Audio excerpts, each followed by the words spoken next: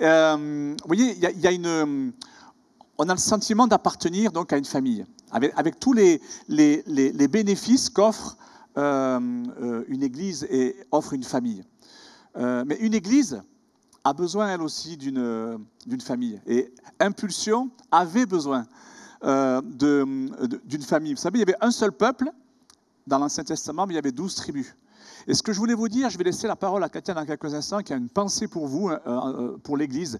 Mais je voulais vous faire réaliser que ici, ce n'est pas... L'Église ne se limite pas à notre rassemblement. Ça, c'est le rassemblement de l'Église.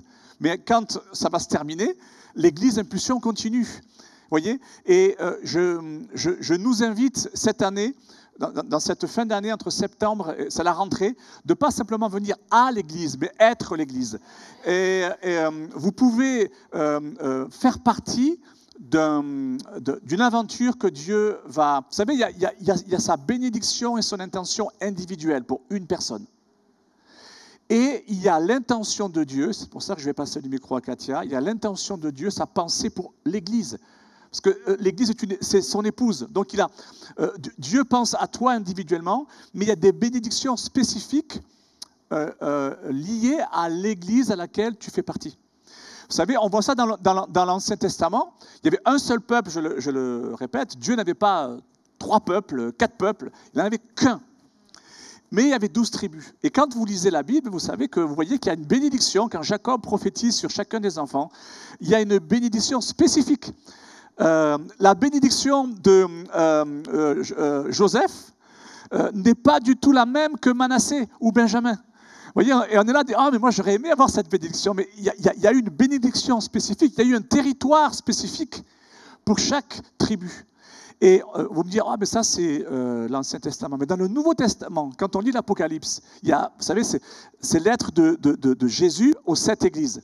Et on voit que Jésus connaît parfaitement ces 7 églises et qu'elles ont une bénédiction, une faveur, une grâce, des points à améliorer, des points à travailler spécifiques, liés à chacune des églises. Vous voyez?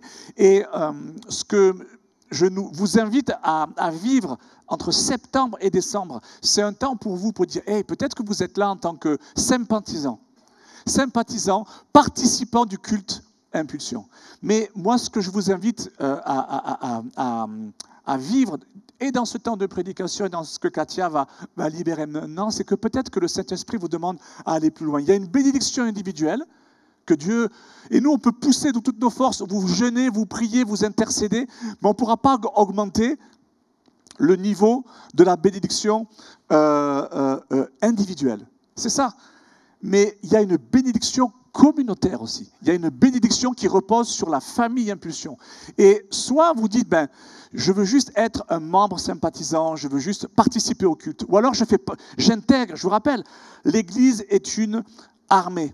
L'Église est une épouse, l'Église est une famille, l'Église est un corps. Vous dites, je ne veux pas simplement participer au culte avec impulsion louange, vivre un temps de louange et puis ensuite une bonne prédication qui m'édifie, qui m'aiguise, mais je rentre dans le corps.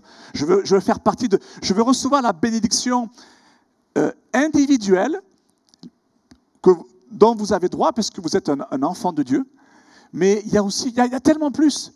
Il y a la bénédiction communautaire. Et c'est la pensée que j'avais pour vous aujourd'hui, entre septembre et décembre, plusieurs. Et si ce n'est pas Impulsion, trouvez un endroit. Ce n'est pas simplement un lieu de culte ici. C'est un centre missionnaire.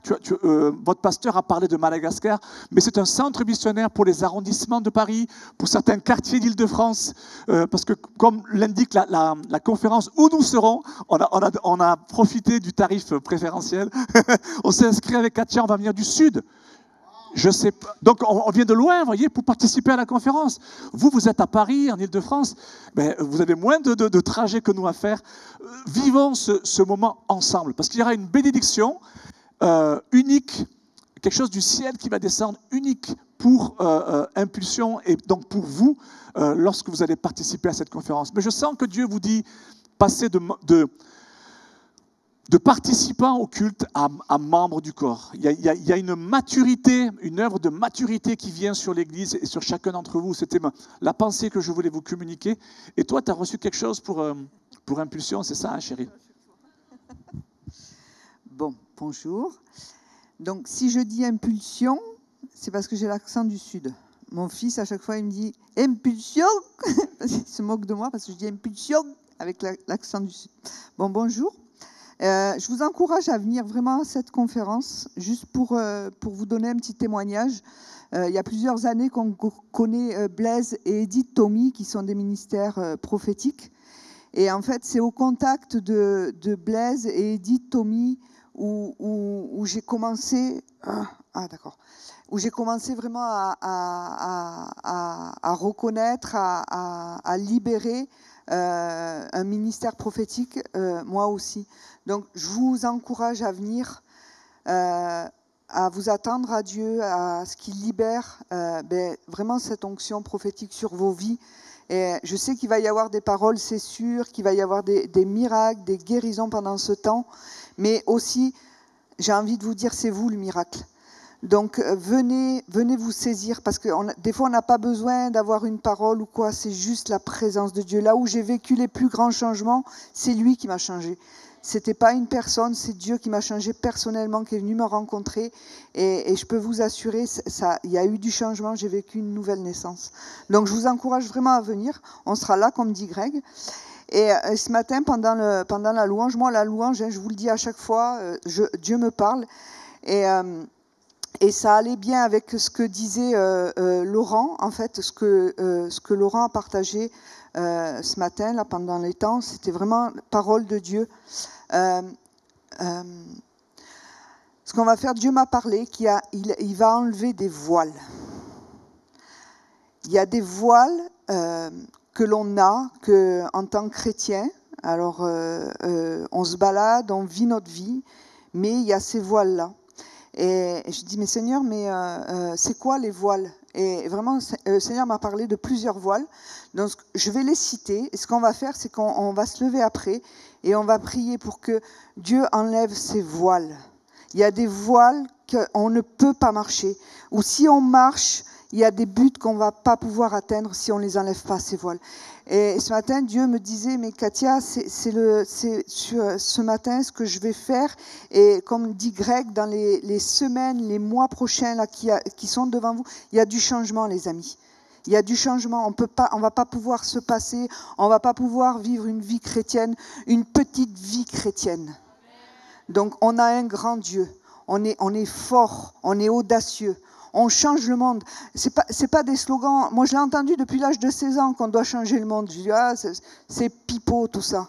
C'est pipeau. Mais maintenant, parce que je sais que mon intelligence a été renouvelée, oui, je veux changer le monde. Je veux changer mon monde.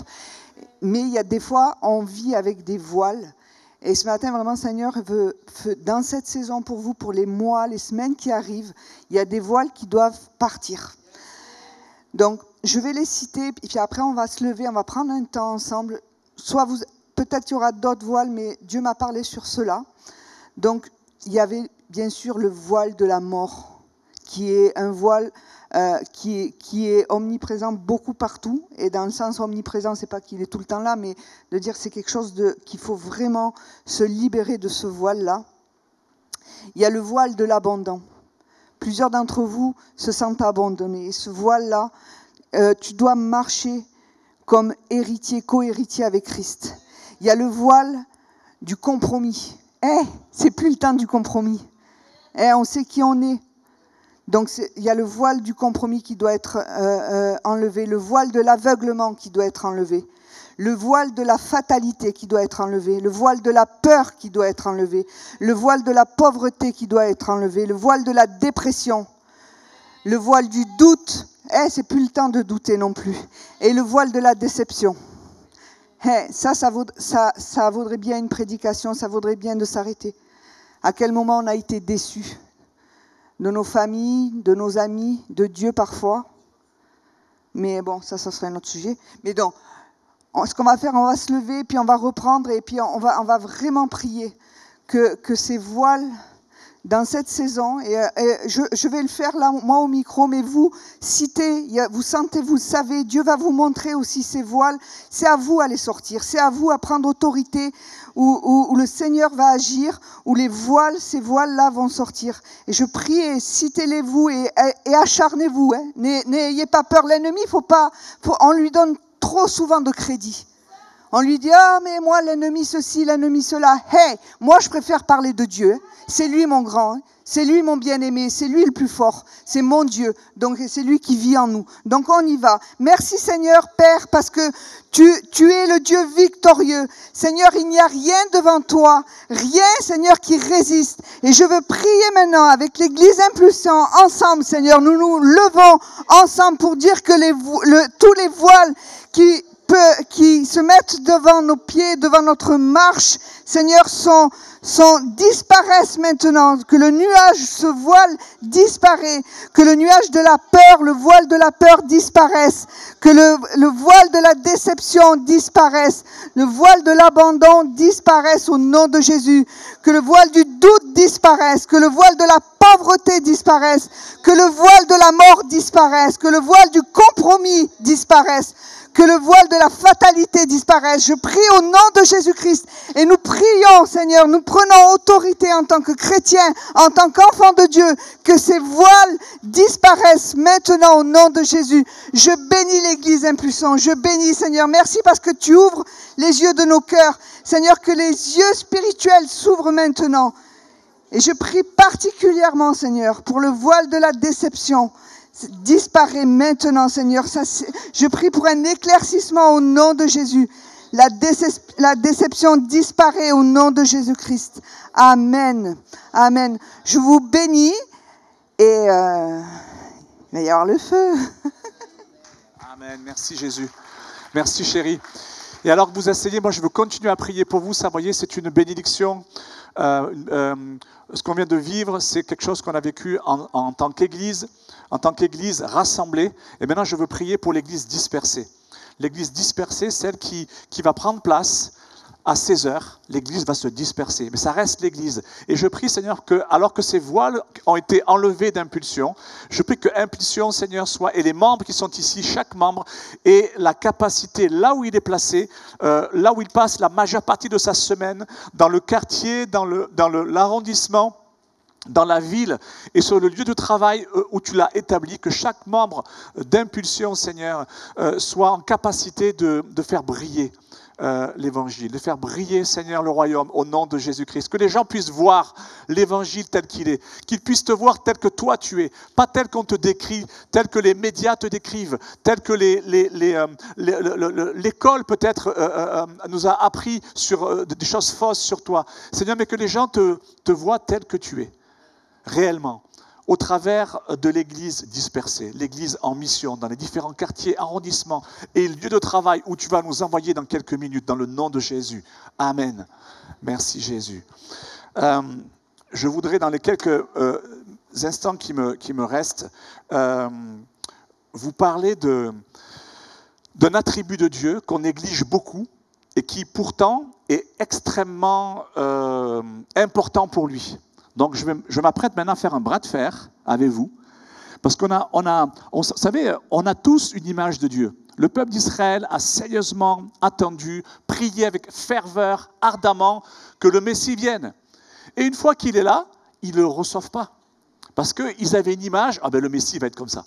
Il va être comme ça et comme ça. Et puis quand il est réellement venu, ils ne l'ont pas reconnu parce qu'ils avaient besoin qu'un voile soit ôté. Katia, tu as raison. Et là, je vais ôter un voile. Mon message, je ne sais pas s'il y aura le PowerPoint, vous me dites s'il apparaît derrière moi, vous faites des signes. Sinon, parce que sinon, si ça apparaît, je lirai avec vous. Ok, fortifiez-vous. Pourquoi? Parce que on va le voir tout à l'heure dans Éphésiens 6, la Bible nous dit fortifiez-vous. Ce n'est pas un conseil, hein, c'est un commandement. Alors tous ceux qui font de la salle de sport, qui font de la gym, vous allez être contents, ça va vous plaire comme message, parce qu'on va parler de la force. Vous savez, Dieu nous a donné des commandements. Aime ton prochain comme toi-même. C'est un commandement. Ben, fortifiez-vous, c'est un commandement. Elle n'a pas dit fortifie-toi. Elle a dit fortifiez-vous. Vous voyez la dimension communautaire encore. Vous voyez, il y a une force. il y a une bénédiction qui va venir sur toi lorsque tu es rattaché à un corps. Ce n'est pas parce que tu vas à l'église, je redis ce que j'ai dit tout à l'heure, c'est le fait que c'est mon église, je suis membre. Je ne suis pas simplement participant au culte, je suis membre. Et là, on se fortifie ensemble. Il y a une force qui vient sur nous parce que nous nous fortifions ensemble. Attendez, je vais mettre dans l'autre sens. Je serai plus à l'aise comme ça. Je vois plus rien, mais je suis plus à l'aise. Mais vous savez, on a souvent une image de Dieu qui n'est pas fausse, mais qui est incomplète. Et on a beaucoup parlé, nous les croyants, c'est là où je commence le bras de fer avec vous, hein, mais avec votre mentalité, pas avec vous. Je ne suis pas en guerre contre vous, hein, c'est pour que vous repartiez dans quelques minutes fortifiés. Mais on sait, on a beaucoup, moi je suis fils de pasteur, j'ai grandi dans l'église, il y avait 4 cultes, 4 réunions par semaine avec mon papa, donc j'ai grandi dans la culture évangélique depuis de nombreuses années, j'ai 50 ans aujourd'hui, et je sais qu'on a beaucoup insisté sur le fait que Dieu est quoi? Amour. Dieu est amour. Et c'est vrai, et je ne veux pas minimiser ça, je ne suis pas en train de vous dire, mais non, non, on veut accueillir Dieu dans tout ce qu'il est. On ne va pas choisir, ben moi je prends l'amour, ben moi je prends la sainteté, et ben moi je prends la puissance. Vous voyez? Moi je prends la sagesse. Non, on prend Dieu tel qu'il est, on veut tout de lui. Et oui, Dieu est amour, mais dans le psaume 24, verset 8, il y a une question. Vous voyez, c'est le psalmiste qui écrit ce psaume, il a une révélation de Dieu. Il dit, oh, et ça commence par une question. Qui est ce roi de gloire? Il y a la dimension de règne et la dimension de gloire. Et il pose une question. Qui est ce roi de gloire? Et nous, moi je pourrais te dire, aujourd'hui en 2022, c'est Pasteur Laurent, qui est Dieu pour toi? Et Laurent nous répondrait, Jean, qui est Dieu pour toi? Et Jean nous répondrait. Et là, ici, c'est exactement la même chose, sauf que ce n'est pas Laurent et Jean qui répondent, c'est Dieu. Qui est ce roi de gloire? L'Éternel, fort et puissant. L'Éternel, puissant dans les combats. Donc, dans une période de l'histoire de l'humanité, vous voyez, où les hommes étaient enclin à la superstition. Dieu a voulu se révéler dans sa nature, pas le Dieu d'amour, parce qu'il est Dieu d'amour, mais il est dans la nature de Dieu, il y a quoi? Il y a l'amour, mais il y a la force. Et c'est dans une période où il y avait vraiment beaucoup de superstition et d'hésitation et de confusion. Vous savez, c'est l'époque où Élie va voir le peuple de Dieu et dit « Hey, si c'est Baal, l'idolâtrie, qui est Dieu, ben allez vers Baal. Mais si c'est l'Éternel qui est Dieu, allez vers Dieu, mais arrêtez de clocher des deux pieds. » Et c'est un petit peu la raison pour laquelle l'Église a perdu sa puissance aujourd'hui. C'est pas que l'Église n'est pas dans l'idolâtrie, hein.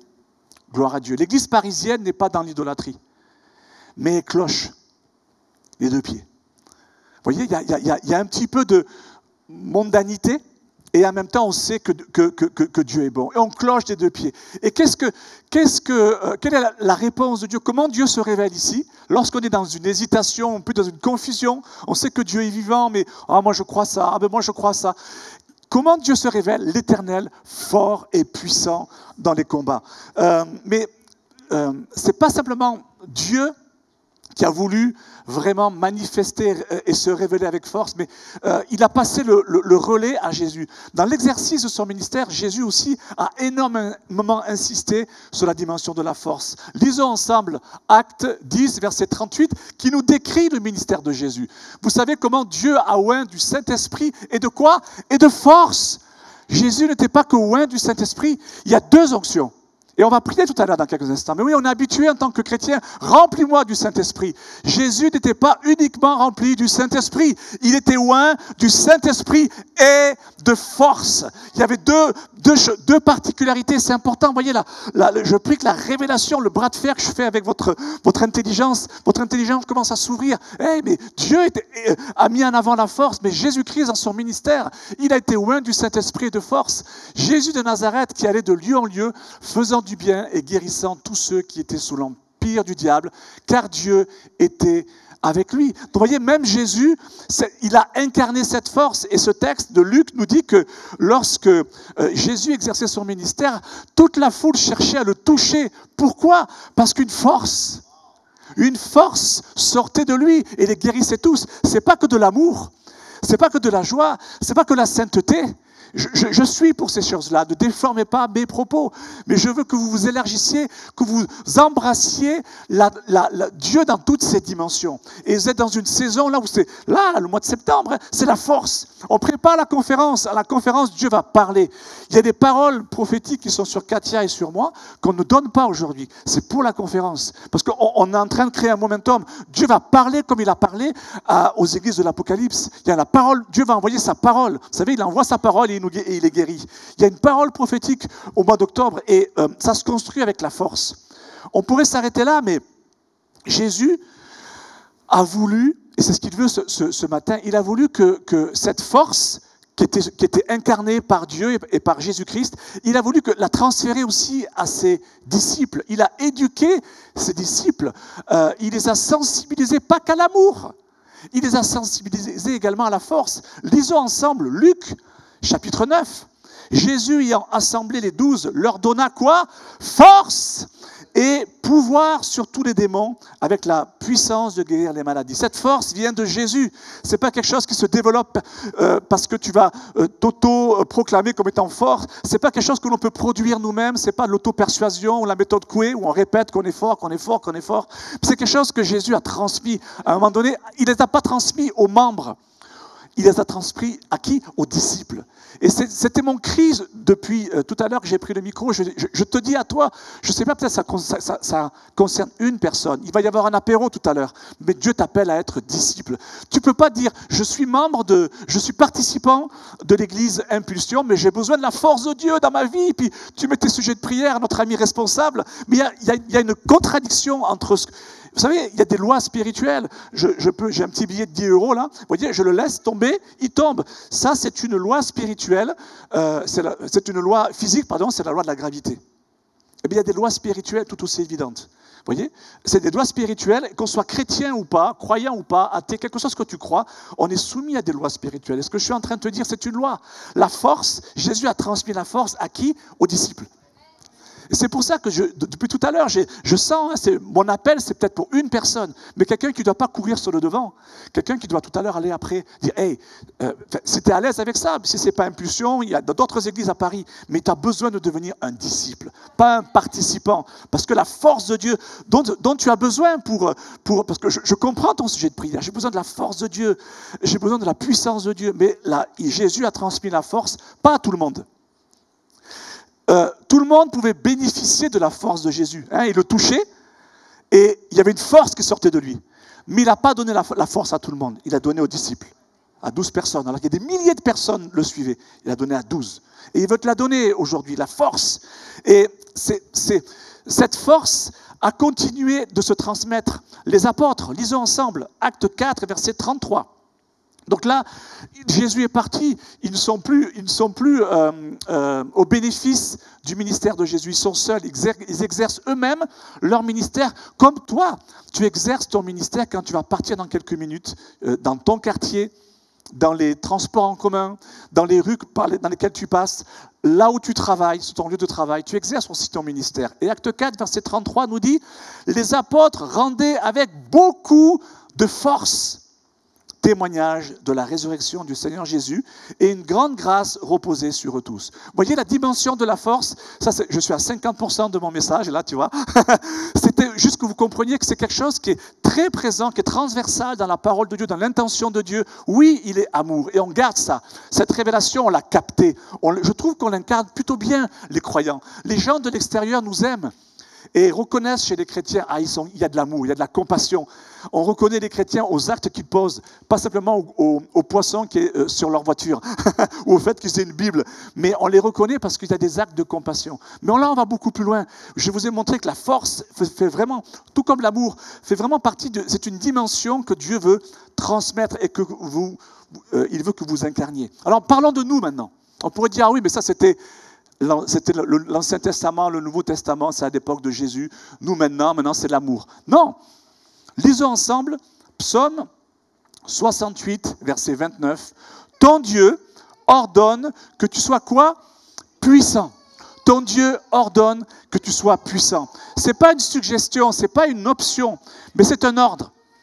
Vous voyez, Dieu t'ordonne que tu sois puissant. Dieu a conçu l'être humain dans le but qu'il soit puissant. On a été conçu en tant qu'être humain pour être puissant, pour être connu pour notre amour, mais être connu aussi pour la force, pour la puissance qui se manifeste au travers de nous, dans notre quartier ou sur notre lieu de travail. La vie avec Dieu, vous savez, ce n'est pas une vie de misère ou de défaite, mais c'est une vie où la force, la puissance de Dieu peuvent et doivent se manifester au travers de vous. Et c'est la raison pour laquelle on va lire Éphésiens 6, verset 10. Au reste, fortifiez-vous. Vous voyez, c'est pas juste quelque chose qui était limité aux apôtres, aux disciples, mais aujourd'hui, en tant que communauté, là, je ne te parle pas à toi individuellement. Je te parle en tant que communauté, je parle à Impulsion ici. Dieu dit à Impulsion, fortifiez-vous. Vous voyez, ça veut dire quoi? Ça veut dire qu'on a la responsabilité de l'état de notre force. Tu peux te sentir faible, tu peux te sentir épuisé aujourd'hui, mais Dieu ne dit pas « venez à moi et je vais vous transmettre la force ». Non, vous voyez, j'ai parlé tout à l'heure de la loi spirituelle. Il dit « fortifiez-vous ». Ça veut dire que nous sommes responsables de l'état de notre force. Alors, du coup, ça peut être condamnant pour dire « mince, comment je vais faire ?» Eh bien, on arrive à le 50% et dernier partie du message. Comment on fait très concrètement en 2022 pour se fortifier? Puisque la Bible nous dit « fortifiez-vous », c'est un commandement. N'attendez pas que Dieu fasse quelque chose qu'il attend que vous fassiez. Il a dit « fortifiez-vous ». Je ne vais pas vous fortifier. C'est vous qui allez vous fortifier. Mais comment on fait? Il nous a donné des principes. On va les voir maintenant rapidement. Et je prends mon chrono. Premièrement, l'adoration. L'adoration est une source de force. Dans l'adoration, Dieu communique non pas son amour uniquement, ni sa présence, mais sa force. C'est pour ça que la pensée que j'avais pour vous quand on louait, Dieu m'a montré qu'il allait y avoir beaucoup d'hôtels. Pas des hôtels pour Airbnb, ça, des hôtels de louange et d'adoration. Okay, mais je voyais beaucoup d'hôtels au sein d'Impulsion. Il y avait plein de petites flammes qui s'ouvraient partout dans les différents quartiers où vous êtes représentés, des hôtels de louange et d'adoration. Mais lisons ensemble la puissance de la louange. 1 Chronique 16, verset 27 nous dit « La majesté et la splendeur sont devant sa face, la force et la joie sont où? Dans sa demeure. » Donc tu veux chercher la force, ça se trouve, ça descend pas ici. Vous voyez, on est là, non, ça vient pas là, c'est dans sa demeure. Donc il faut être un adorateur, faut aller chercher Dieu, faut prendre du temps dès demain matin, c'est lundi, il faut, comme nous l'a dit Jésus, lorsque tu pries, tu vas dans ta chambre, tu fermes la clé, lieu d'intimité. On doit avoir quotidiennement un moment, pour certains c'est dans la voiture. Sur le périphérique. J'ai des amis qui font ça. Mais quotidiennement, je vais dans la présence de Dieu. Je cherche Dieu. Pourquoi? Parce que la force est dans sa demeure. Marc 12, verset 30 nous dit « Tu aimeras le Seigneur ton Dieu de tout ton cœur, de toute ton âme, de toute ta pensée, mais aussi de toute ta force. » C'est une salle de musculation, l'adoration. Notre personnalité, notre identité, notre maturité, notre âme, nos émotions, notre volonté, nos pensées sont musclées, se développent lorsque nous consacrons du temps à la louange. Alors là, pour le coup, pas que communautaire, mais individuel aussi. Psaume 18, verset 2, David nous dit « Je t'aime, ô Éternel, ma force ». Vous voyez, on voit ici l'adoration « Je t'aime ». C'est la plus belle chose que vous puissiez dire à votre conjoint, mais aussi à Dieu. Je t'aime. L'Éternel, ma force. Le psaume 51, verset 17. Et moi, je chante ta force, comme on l'a fait tout à l'heure. Je chante ta force dès le matin. Je célébrerai ta bonté, car tu es pour moi une haute retraite, un refuge au jour de ma détresse. Donc, développer une vie de louange et d'adoration, pas que le dimanche matin, mais dès demain. Dès demain, vous avez votre hôtel. Vous voyez, c'est quand? Est-ce que c'est Moi, j'ai besoin d'être vraiment à genoux, dans mon bureau, seul. Mais Katia, elle supporte pas ça. Elle rencontre pas Dieu comme ça. Elle a besoin que ça bouge. Elle a passé l'aspirateur. Vous voyez? Et elle est dans la demeure de Dieu. Elle va prendre la voiture. Elle met la louange à fond. Je l'entends. Tu connais ma maison, hein, Laurent, mais je suis dans mon bureau. C'est une maison à étage. Elle est au bout de la rue. J'entends boum, boum. Tu sais, vous savez, la sono à fond. Hein, et boum, boum. Et tout le quartier entend la louange parce que c'est une rue assez étroite pour aller chez nous. Mais j'entends Katia arriver au loin avec notre voiture et la louange. Parce que c'est comme ça qu'elle rencontre Dieu. Et que la force, c'est dans ces moments-là que tu sens. Les circonstances n'ont pas changé. Hein, mais tu dis, ah, c'est bizarre. Tout à l'heure, j'étais un peu inquiet, j'étais fébrile. Et là, j'ai qu'une hâte. Ce qui m'effrayait aujourd'hui me fait sourire. Ça, c'est dans l'adoration. Tu vas le chercher, la force est dans sa demeure. Point 2, qu'est-ce qui nous permet de nous fortifier? C'est exercer la foi. 2 Samuel 22, verset 40 nous dit, « Tu me ceins de force. » Pourquoi? Pour le combat. La force vient lorsqu'on est décidé à combattre. La force ne vient pas si on a l'intention de passer le restant de nos jours sur un canapé devant la télévision. Mais tu me ceins de force. Pourquoi? Pour le combat. Et Joël 3, verset 10 nous dit que le faible, on se sent parfois faible, que le faible dise. C'est pas que le faible chante ou que le faible pense, que le faible dise. Si tu dois le prononcer, il y a des choses que tu commences à prononcer. Que le faible dise quoi? Je suis fort. Je suis fort. Ça montre quoi? Ça montre la puissance de notre déclaration. Vous savez, les paroles sont créatrices. Tout ce que tu dis, Jésus a dit, hein, ne vous y trompez pas, au jour du jugement, tous les hommes là et les femmes qui sont ici rendront compte pour toutes les paroles vaines qu'ils ont prononcées. Il ne dit pas qu'il va nous mettre en enfer, hein, mais il dit tu vas rendre des comptes. Les paroles vaines.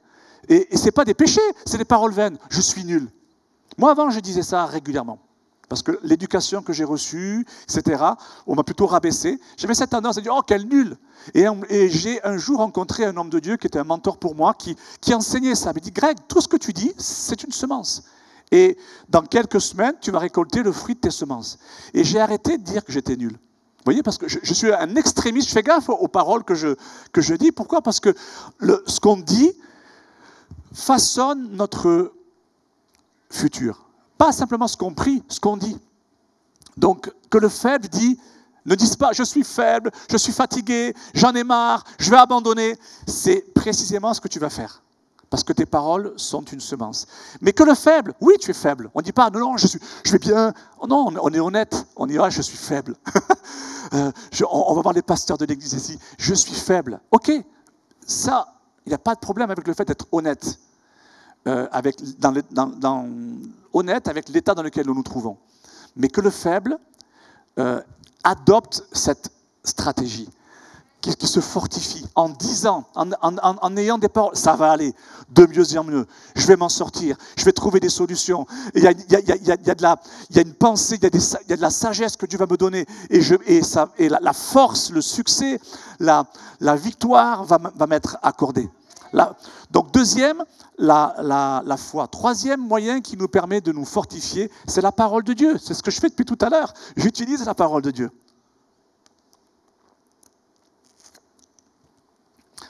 Lisons ensemble Deutéronome 11, verset 8. « Ainsi, vous observerez tous les commandements que je vous prescris aujourd'hui, afin que vous ayez la force de vous emparer du pays où vous allez passer pour en prendre possession. » Donc vous voyez ici, Dieu s'adresse à Josué, et un peu plus loin, on va à Josué 1,7, il lui dit « Fortifie-toi seulement et aie bon courage. » Comment? En agissant fidèlement selon toute la loi que Moïse, mon serviteur, t'a prescrite. Vous voyez, Dieu dit deux choses à Josué. Il dit « Écoute, fortifie-toi. » Comment?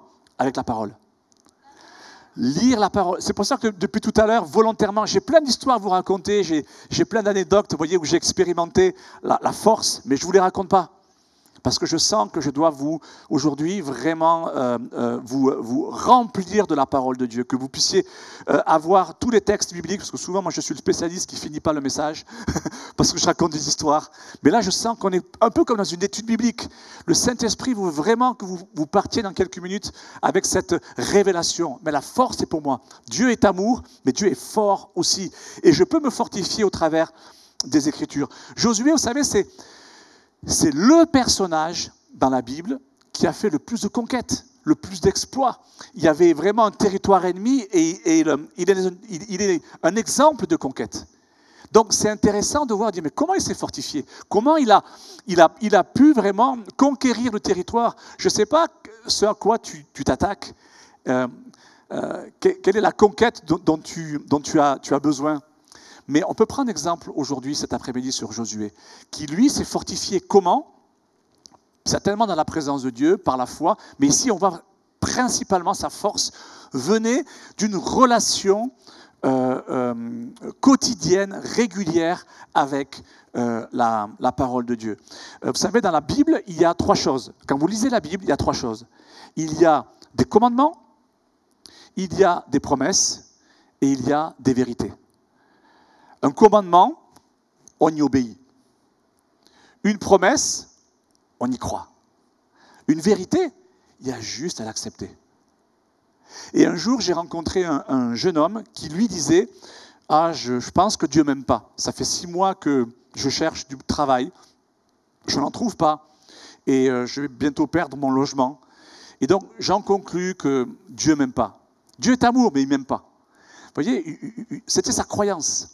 Et donc, j'ai utilisé la parole de Dieu et j'ai demandé à Dieu, mais qu'est-ce que je peux répondre à ce jeune homme? Et Dieu m'a simplement donné Jean 3,16. Car Dieu a tant aimé le monde. Alors, j'ai dit, mais est-ce que tu crois à ce texte? Et il me dit, je ne peux pas croire que Dieu m'aime, parce que je n'ai pas de travail, je vais perdre mon logement. Mais le fait que Dieu aime le monde, donc toute la surface de la terre, ça, je peux y croire.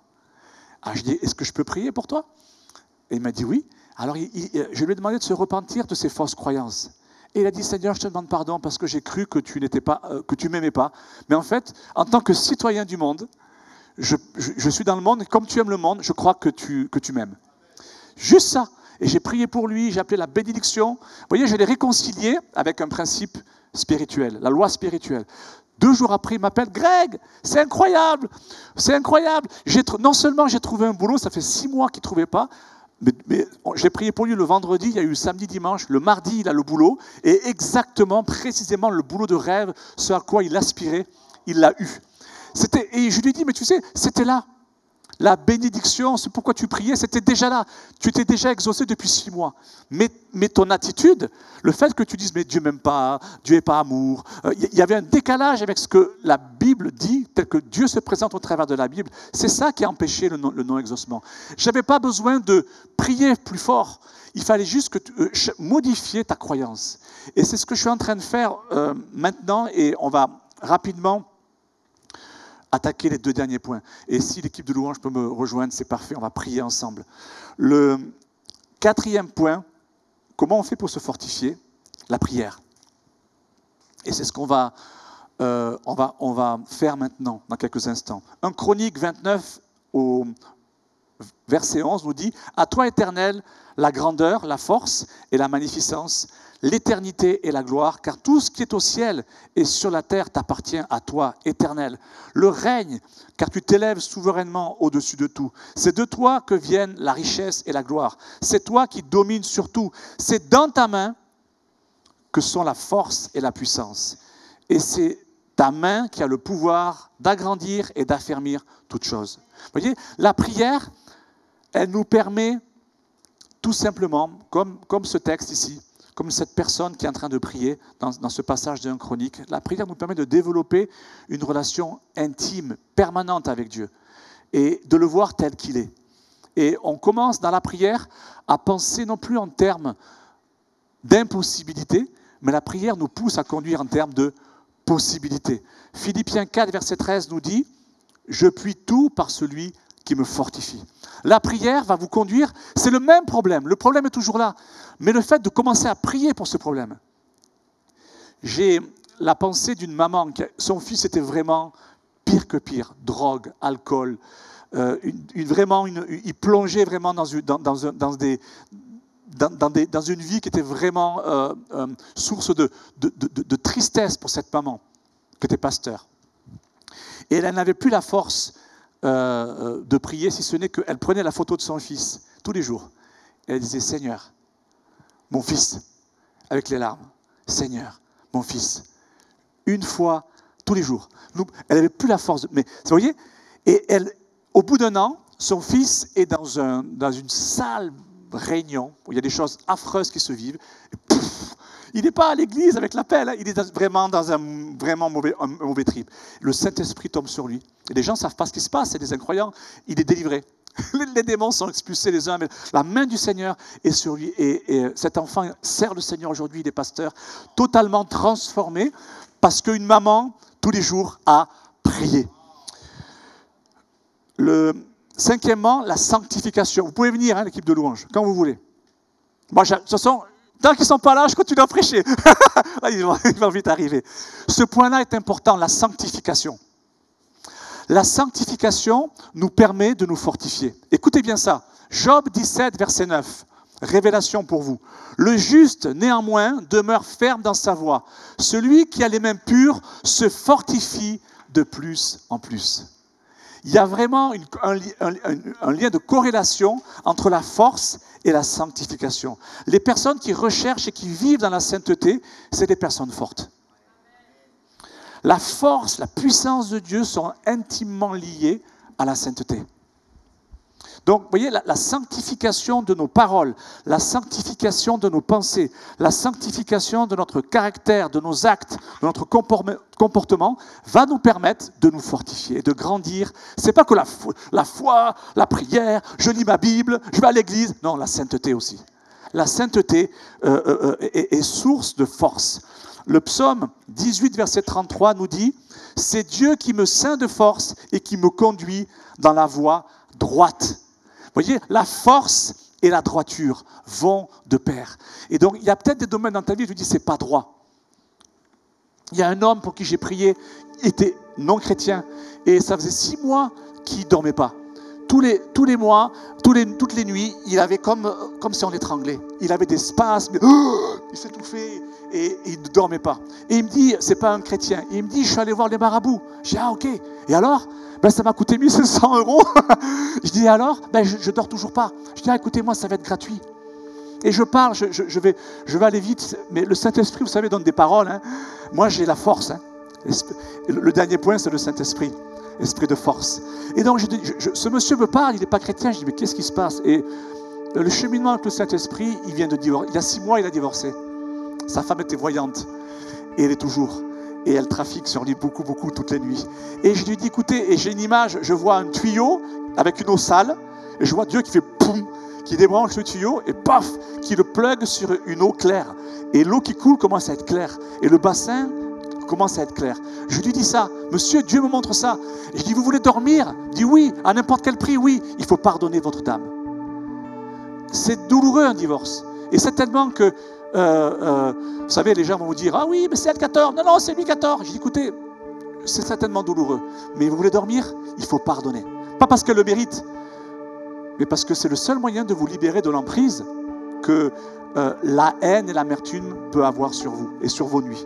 Et le gars dit, écoutez, il avait des cernes, je suis crevé, je suis fatigué, je vais le faire. Et il dit, mais comment je fais? Alors j'ai dit, écoutez, il faut répéter après moi, comme quand tu nous fais répéter pour la Sainte Seine. Ce gars n'avait jamais prié. Et je lui ai fait répéter la prière. Simplement dire, je pardonne. Je pardonne. Et il est parti.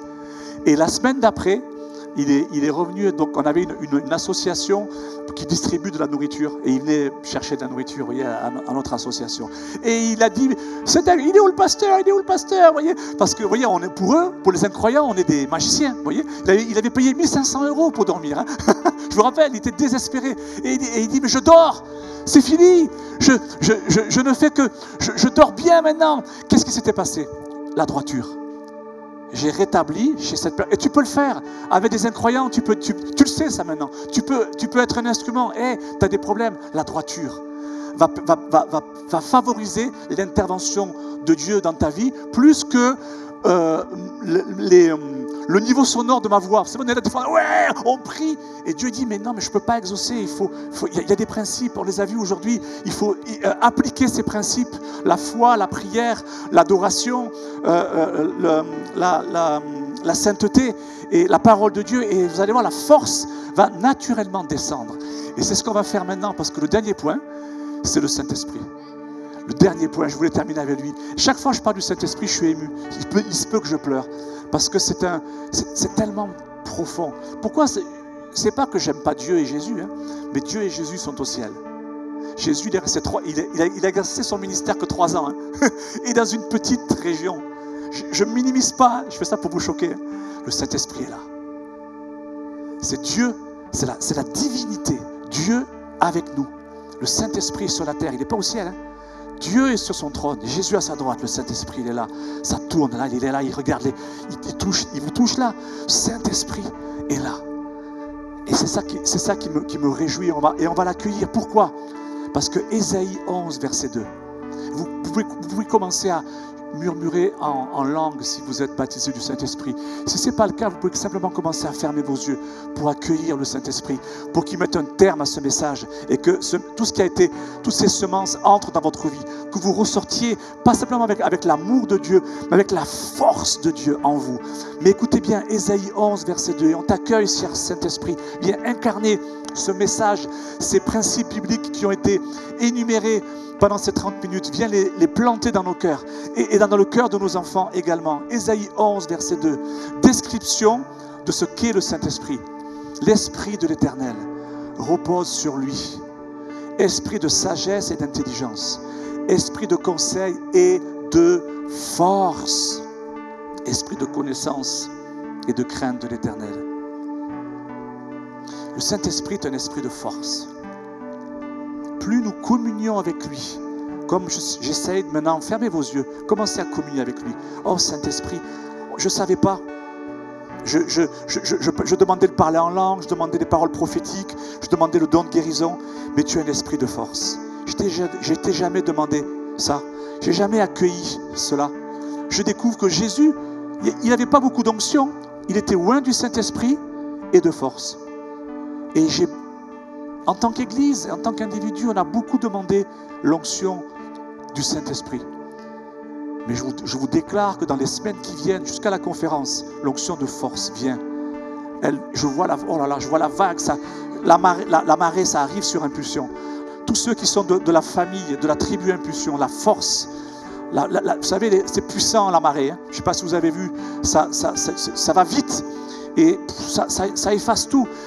Tout ton passé est couvert. L'esprit de Dieu se révèle en automne sur impulsion comme l'esprit de force, de conseil. Son influence, ses dons se manifestent au travers de vous avec une nouvelle onction, une nouvelle manière, une nouvelle révélation. Je me sens poussé à te dire, impulsion, que le fruit de l'esprit a pour but de te transformer. Mais les dons ont pour but de t'équiper. Et tu es dans un temps, l'automne, hein, pour impulsion, c'est un temps de transformation et d'équipement. Et cette conférence sera le firmament de ce que Dieu veut communiquer, transférer. Et je prophétise cela, tout comme Jésus était loin du Saint-Esprit et de force. Je déclare impulsion, prépare-toi à être oint d'esprit et de force. Que tous ceux qui se reconnaissent de la bannière d'impulsion dans leur famille, face à leurs défis de couple, de financiers, relationnels, face à leur désir de voir le réveil dans leur quartier, dans leur ville, que toutes ces personnes qui veulent être des lumières, des hommes et des femmes qui servent Dieu, qui représentent parfaitement Dieu, le royaume de Dieu, qui incarnent le royaume de Dieu dans leur ville, leur quartier et sur leur lieu de travail, soient automatiquement dans cette période d'automne, loin du Saint-Esprit et de force au nom de Jésus. Je libère sur vous maintenant une atmosphère d'adoration pas simplement dans ce temps de prière, mais dans ta vie, dans ta maison et sur ton lieu de travail. Au nom de Jésus-Christ, je vois l'autel maintenant. Avec moi, travaille avec moi. Et il y a un autel de louange et d'adoration dans ta maison. Moi et ma maison, on adore. Ce n'est pas juste la prière avant le repas, mais je vois des autels être rétablis dans les maisons d'impulsion. Je vois des autels de louange et d'adoration dans le quartier, la ville où vous habitez. Autels de louange et d'adoration. C'est la première chose que Néhémie a restaurée. La ville était en ruine, il n'y avait rien, mais il a restauré. Il n'a pas restauré le supermarché, il n'a pas restauré la mairie, il n'a pas restauré le palais, il a restauré l'autel de louange et d'adoration. Et c'est la première chose que je libère maintenant sur toi, merveilleuse princesse impulsion, au nom de Jésus. Je libère maintenant la sanctification de vos paroles. Le peuple d'impulsion monte vers Dieu maintenant dans la repentance. Et on te demande pardon, Seigneur, pour les paroles, les pensées, les actions qui ont été les nôtres. Nous avons été faibles, nous avons été éprouvés, mais on n'était pas le peuple qui dit, on n'a pas appliqué que le faible dise je suis fort.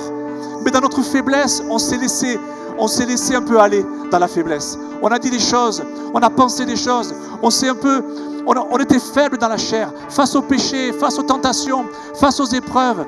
Oui, on était faible, mais on s'est laissé aller. Mais maintenant, Seigneur, nous prions que la braise vienne toucher maintenant, au nom de Jésus, les lèvres. Et nous sommes purifiés des paroles insensées que nous avons pu prononcer. Sanctification des paroles, des pensées, des actions maintenant, au nom de Jésus. Merci Saint-Esprit.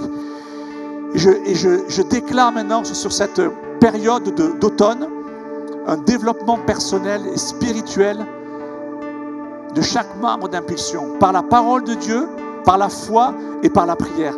Fortifie-toi. Fortifie-toi. 4 mois.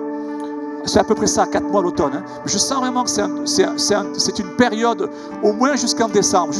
Après, Dieu vous donnera d'autres paroles. Mais vous êtes en cheminement. Il y a la force de Dieu.